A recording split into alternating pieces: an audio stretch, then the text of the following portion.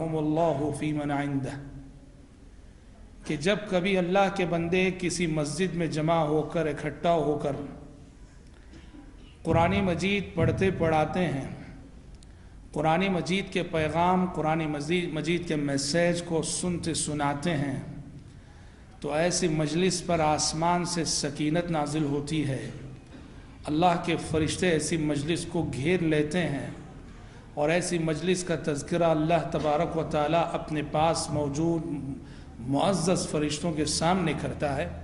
ہماری دعا ہے کہ رب العالمین ہماری اس مجلس کا شمار بھی ان خوش نصیب مجلسوں میں فرمائے، آمین۔ مجھے اس وقت جس موضوع کے تحت آپ کے سامنے گفتگو کرنی ہے، وہ موضوع آپ نے سنا، مقصد زندگی، کہ ہم اور آپ، یہ ہر انسان جو اس دنیا میں آتا ہے، اللہ تبارک و تعالیٰ انسان کو عبث اور بیکار نہیں پیدا کیا۔ یہ کائنات بے مقصد نہیں ہے، کافرانہ سوچ ہے، کافرانہ نقطہ نظر ہے کہ کائنات بے معنی ہے، کائنات کا کوئی مقصد نہیں ہے، کائنات کی مخلوقات کا کوئی مقصد نہیں ہے۔ بالکل نہیں۔ اس کائنات کی تخلیق میں، کائنات کی جتنی مخلوقات ہیں، ساری مخلوقات کی پیدائش کا بہت عظیم مقصد ہے۔ اللہ تعالیٰ نے قرآن مجید میں کہا وَمَا خَلَقْنَا السَّمَاءَ وَالْأَرْضَ وَمَا بَيْنَهُمَا بَاطِلًا، کہ ہم نے زمین اور آسمان اور ان کے درمیان کی مخلوقات کو بے مقصد نہیں پیدا کیا۔ ذَلِكَ ظَنُّ الَّذِينَ كَفَرُوا، یہ سوچ کہ یہ کائنات بے مقصد ہے، اس کائنات کا کوئی مقصد نہیں، یہ کافروں کی سوچ ہے۔ ذَلِكَ ظَنُّ الَّذِينَ كَفَرُوا، اس کائنات کا مقصد ہے اور عظیم مقصد ہے رب العالمین کی عبادت، رب العالمین کی بندگی۔ اللہ تعالیٰ نے یہ وسیع اور اس کائنات پیدا کی، یہ وسیع اور اس کائنات بنائی، اور اس میں پہلے جنات اللہ کی عبادت کے لیے پیدا کیے گئے، جنات کے بعد اللہ نے انسانوں کو پیدا کیا کہ وہ اللہ کی عبادت کریں، اور باقی ساری مخلوقات، جن و انس کے علاوہ جتنی مخلوقات ہیں، ان ساری مخلوقات کے اندر بھی اگر آپ دیکھیں تو کائنات کی اس تخلیق کے مقصد کا شعور پایا جاتا ہے۔ یہ حیوانات، یہ جانور، یہ پرندے، یہ پتنگے، یہ چونٹیاں، آپ کیا سمجھتے ہیں کہ یہ بے مقصد ہیں اور یہ اپنے مقصد تخلیق سے ناشنا ہے؟ ہرگز نہیں۔ آپ قرآن کھولتے ہیں تو سورۃ الفاتحہ کے فوراً بعد جو سورت آپ کے سامنے آتی ہے سورۃ البقرہ، بقرہ کہتے ہیں گائے کو۔ اللہ تعالیٰ سورہ فاتحہ کی تمہیدی سورت کے بعد اپنی کتاب کی پہلی سورت کا نام گائے کے نام سے دے، سورۃ البقرہ۔ آگے بڑھتے ہیں تو آپ کو سورۃ العنکبوت، عنکبوت کے معنی آتے مکڑی، مکڑی کے نام پہ ایک سورت رکھی جائے۔ پھر آگے بڑھتے ہیں آپ تو آپ کو ایک سورت ملتی ہے سورۃ النمل، چونٹیوں والی سورت۔ اللہ اپنی کتاب کے اندر سورتوں کے نام کائنات کی ان مخلوقات کے حوالے سے رکھتا ہے جن مخلوقات کو ہم سمجھتے ہیں کہ یہ کائنات کی بے زبان مخلوقات ہیں۔ دراصل اللہ تبارک و تعالی ان سورتوں کے نام جو اس نے اپنی دوسری مخلوقات کے حوالوں سے رکھے ہیں، یہ دعوت فکر دے رہا انسانوں کو، دعوت فکر دے رہا ہے انسانوں کو کہ اے انسانوں، کائنات کی ان مخلوقات کی زندگیوں پر غور کرو، ان مخلوقات کو بھی مقصد حیات کا شعور پایا جاتا ہے، لیکن تم انسان ہو کہ عقل رکھتے ہوئے مقصد حیات کے شعور سے غافل ہو جاتے ہو۔ کیسے پایا جاتا ہے مقصد کا شعور؟ کائنات کی ان بے زبان مخلوقات میں وہ جانتی ہیں مخلوقات کہ کائنات رب کی بندگی کے لیے بنائی گئی ہے، اللہ کی بندگی کے لیے بنائی گئی ہے، یہاں اس کی عبادت ہونی ہے، ساری مخلوقات جانتی ہیں۔ یہ اور بات ہے کہ انہیں ان کے پاس زبان نہیں ہے۔ اگر اللہ تبارک و تعالیٰ انہیں زبان دے دے، کائنات کی ساری مخلوقات اللہ کے ساتھ شرک کرنے والے، کفر کرنے والے انسان کو ملامت کرتے ہوئے نظر آئیں گی، یہ ساری مخلوقات۔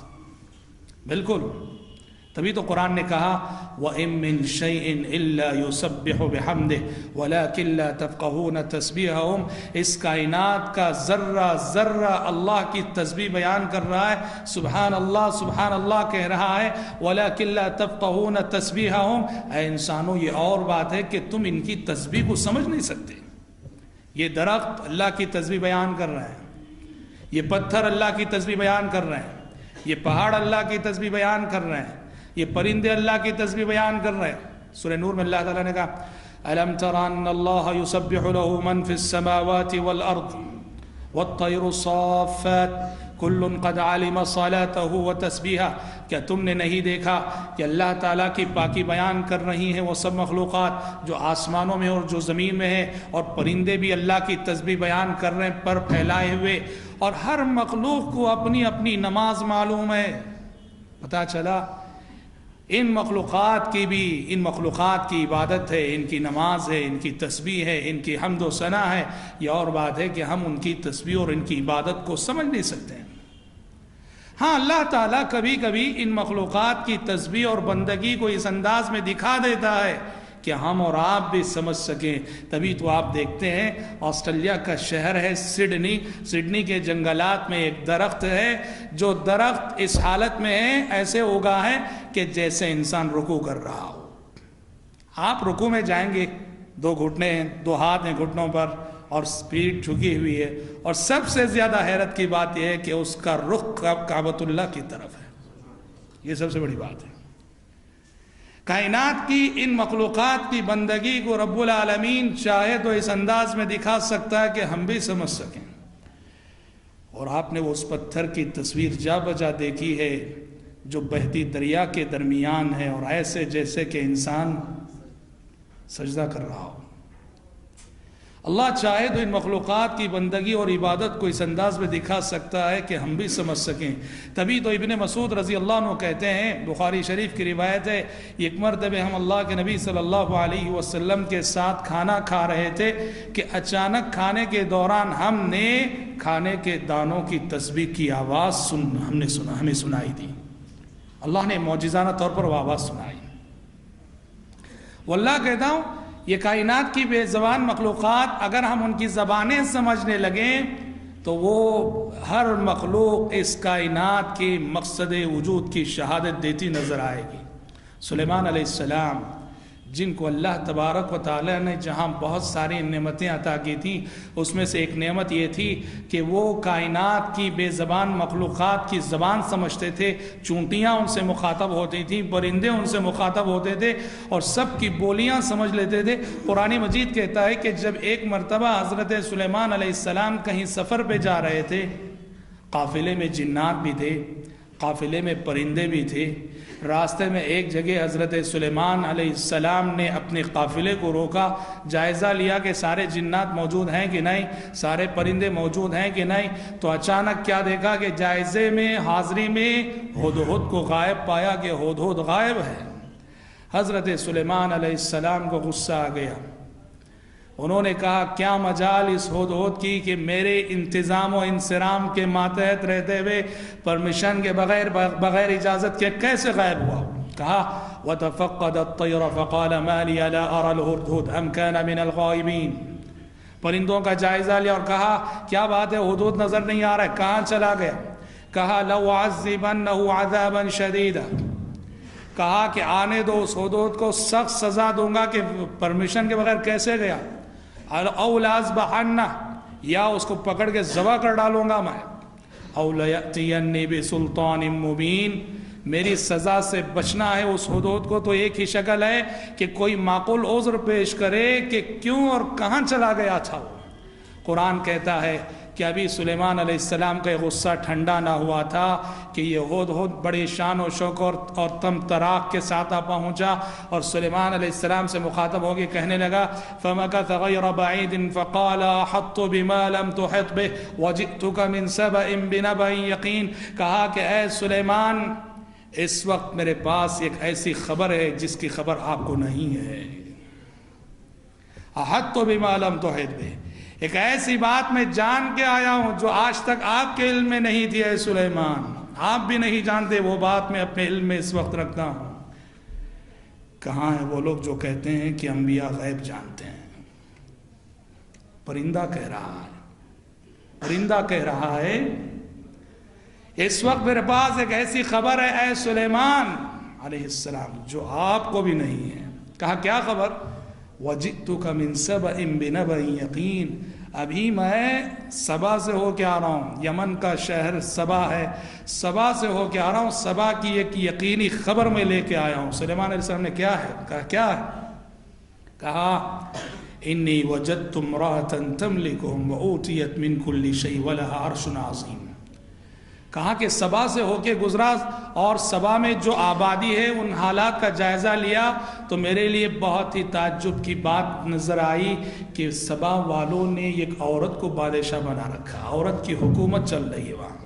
عورت کی حکومت پرندے کو بھی تسلیم نہیں ہے، ہاں، عورت کی حکومت پرندے کو بھی تسلیم نہیں ہے۔ اللہ تعالیٰ نے عورت اور مرد دونوں کی ذمہ داریاں الگ الگ رکھی ہیں۔ عورت وہ گھر کی ملکہ ہے، گھر کی رانی ہے، وہ گھر پہ رہے تو بہت اچھی لگتی ہے، نئی نسلوں کی تربیت ہوتی ہے، اور گھر کے اندر رہ کر ایک عورت وہ کردار ادا کرتی ہے جو کردار کے ایک مرد زندگی کے بہت سارے اسٹیجوں پر اپنا کردار ادا کر کے بھی ویسا مؤثر کردار ادا نہیں کر سکتا جو عورت کو مقام شریعت نے دیا۔ عورت کا دائرہ کار گھر ہے۔ عورت آئے پارلیمنٹ میں حکومت کرے، اسمبلی میں حکومت کرے۔ عورت کی حکومت پرندے کے نزدیک بھی ناقابل تسلیم ہے۔ پرندے نے کہا انی وجدت امرأة تملکہم، میں نے دیکھا کہ ایک عورت ان کی سب کچھ بنی ہوئی ہے، وَلَهَا عَرْشٌ عَظِيمٌ، اور کہا کہ اس کا تخت بڑا شاندار ہے۔ اور دوسری بات جو ہدہد نے کہی، کہا وجدتها وقومها يسجدون للشمس من دون اللہ، کہا کہ اے اللہ کے پیغمبر سلیمان، میں نے دوسری بات سبا والوں کو دیکھی کہ یہ قوم مشرک قوم ہے، اللہ کو چھوڑ کر سورج کی پرستش کر رہی ہے قوم، اللہ کو چھوڑ کر سورج کے لیے سجدے کر رہی ہے قوم۔ دیکھو سلیمان علیہ السلام پرندوں کی بولیاں سمجھتے تھے تو پرندے کا شعور، پرندے کے خیالات، پرندے کے عقیدے کا اظہار ہوا۔